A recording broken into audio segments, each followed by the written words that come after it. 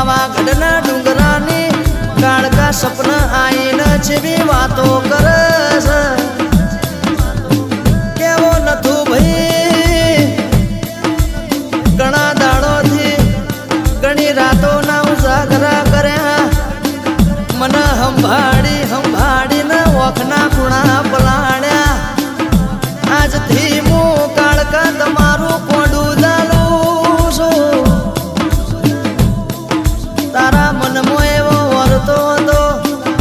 મને કોક માતા મળે આજ હું કાળકા તારું કોડું ચાલું છું ને કાલ હું બનશે એની વાતો ના કરું તો